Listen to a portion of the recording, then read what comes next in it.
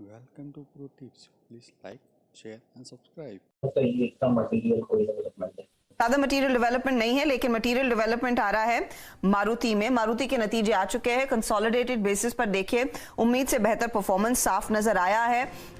मुनाफा है 1875 करोड़ का।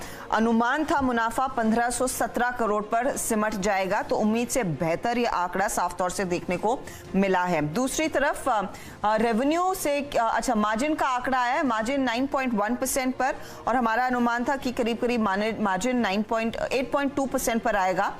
तो प्रॉफिट और मार्जिन पर एक बीट देखने को मिला है। अब देखना होगा कि कंपनी ने रेवेन्यू के पैमाने पर क्या डिलीवर किया है। हमारा अनुमान था कि 26,826 करोड़ के आसपास का आय का आंकड़ा आएगा, 26,749 करोड़ का आंकड़ा है। तो यहां पर हल्का सा मिस है, लेकिन इन लाइन आप कहेंगे तो रेवेन्यू इन लाइन। जो मुनाफा है वो बीट है 1875 करोड़ का। मार्जिन्स बीट है, 9% के ऊपर के मार्जिन्स देखने को मिले हैं।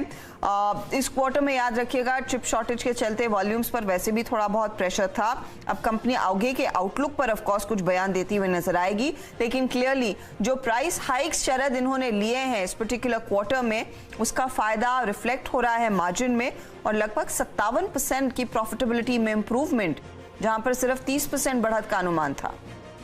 जी बिल्कुल, बॉटम लाइन के लेवल पे बहुत बढ़िया आउट परफॉर्मेंस है। एक्सपेक्टेशन से करीब 3-3.25 बिलियन के आसपास की ज्यादा की प्रॉफिट है, 3-3.5 बिलियन की। तो ये रेस्पॉन्स मतलब बॉटम लाइन के लेवल पे तो नंबर्स काफी अच्छे हैं। इस सेक्टर को और इस कंपनी को क्लोजली ट्रैक करते हैं एक्सिस सिक्योरिटीज के ऑटो एनालिस्ट दर्शन गंगर भी।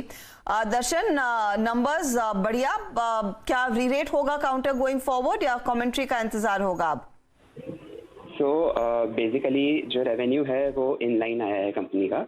जैसे आपने कहा कि प्रॉफिट पे काफ़ी अच्छा बीट है और margin close to around 9%। Basically street around 8.2% expect कर रहा था। तो इसमें प्राइमरी रीज़न यही है कि कंपनी के रियलाइजेशन काफ़ी स्ट्रॉन्ग रहे हैं, और कंपनी ने जो प्राइस इंक्रीजेस दिए हैं ओवर लास्ट 2-3 क्वार्टर्स, तो वो सक्सेसफुली पास ऑन कर पाए हैं कस्टमर्स को, क्योंकि बेसिकली इनकी डिमांड काफ़ी स्ट्रॉन्ग रही है।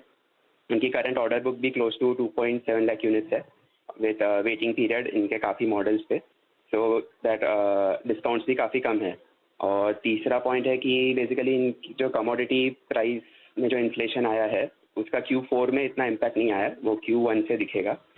तो ये 2-3 जो मेन ट्रिगर्स थे जिसकी वजह से कंपनी मार्जिन का आउट परफॉर्मेंस कर पाई है। आगे डेफिनेटली मैनेजमेंट की कमेंट्री पे ध्यान रखना पड़ेगा। बेसिकली जो डिमांड आउटलुक है उस पे मैनेजमेंट का क्या व्यू है। दर्शन, जैसे कि आपने कहा कि अभी तो कमोडिटी का प्रेशर आना बाकी है, दैट मीन्स आपको लगता है कि अभी ये मार्जिन थोड़ा और डिप कर सकते हैं, या फिर नहीं, मार्जिन का बेस बन चुका है? तो बेसिकली आगे जाते हुए मार्जिन में थोड़ा इम्पैक्ट आ सकता है इन Q1, जो टेम्पररी रहेगा, बट Q2 से वापस इम्प्रूवमेंट आना चाहिए। इसमें एक पॉइंट ये है कि मारुति का स्ट्रॉन्ग होल्ड है हैचबैक जो एंट्री लेवल मॉडल्स है, जहाँ पे प्राइस हाइक पास करना थोड़ा डिफिकल्ट हो जाता है, क्योंकि इनका टारगेट कस्टमर को काफ़ी पिंच लगता है। तो how the company is able to calibrated price hike जो ले पाए उस पर डिपेंड करेगा। But overall I think after Q1 इनके मार्जिन वापस सस्टेन हो जाएंगे। ओके, आफ्टर Q1 मार्जिन अगर आप देखें सस्टेन हो जाएंगे।